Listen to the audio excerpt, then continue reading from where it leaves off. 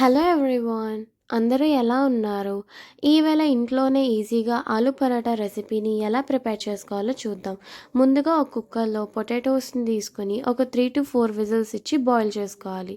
ఆ తర్వాత ఒక బౌల్‌లో గోధుమ పిండిని తీసుకోవాలి. అందులోనే కొంచెం సాల్ట్ అండ్ కొంచెం ఆయిల్‌ని వేసి బాగా మిక్స్ చేసుకోవాలి.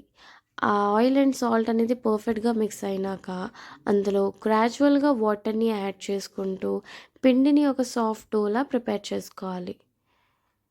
ఆ తర్వాత పిండిని ప్రిపేర్ చేసుకున్నాక చిన్న చిన్న ఉండలుగా చేసి మూత పెట్టి పక్కన పెట్టుకోవాలి. ఆ తర్వాత పొటాటో స్టఫింగ్ కోసం ఒక 2 ఆనియన్స్‌ని చాలా సన్నగా చాప్ చేసుకోవాలి. ఆ తర్వాత ఒక 3 గ్రీన్ చిల్లీస్‌ని కూడా అలానే సన్నగా చాప్ చేసుకోవాలి. ఇలా సన్నగా కట్ చేసుకోవడం వల్ల పొరాటా నుంచి స్టఫ్ అనేది బయటికి రాకుండా పర్ఫెక్ట్‌గా ఉంటుంది. ఆ తర్వాత కొత్తిమీరని కూడా కట్ చేసుకొని పక్కన పెట్టుకోవాలి. మనం ముందుగా బాయిల్ చేసుకున్న పొటాటోస్ అనేవి పర్ఫెక్ట్‌గా బాయిల్ అయ్యాయో లేదో చెక్ చేసుకొని అవి ఒక స్ట్రెయినర్‌లో తీసుకోవాలి.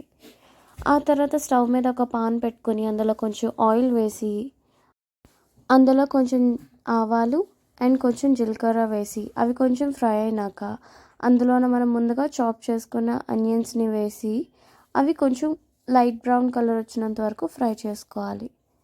ఆ తర్వాత అందులోనే కొంచెం గ్రీన్ చిల్లీస్‌ని కూడా వేసి ఇవన్నీ పర్ఫెక్ట్‌గా ఫ్రై అయినాక అందులో మనం ముందుగా బాయిల్ చేసుకున్న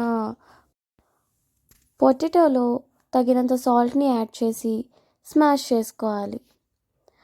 ఆ తర్వాత ఆనియన్స్ అనేవి కొంచెం ఫ్రై అయినాక అందులోన కొంచెం కారంని యాడ్ చేసుకొని వాటిని కూడా కొంచెం కలుపుకున్నాక మనం ముందుగా స్మాష్ చేసుకున్న పొటాటోని వేసి మసాలా అంతా కలిసేలాగా పొటాటోని ఫ్రై చేసుకోవాలి. అందులోనే మనం ముందుగా కట్ చేసుకున్న కొత్తిమీరని కూడా వేసుకొని వాటిని కూడా కలుపుకుంటే మన స్టఫ్ అనేది ప్రిపేర్ అయిపోయింది. ఇప్పుడు అందులోనే జీరా ధనియా పౌడర్ కూడా యాడ్ చేసుకోవాలి.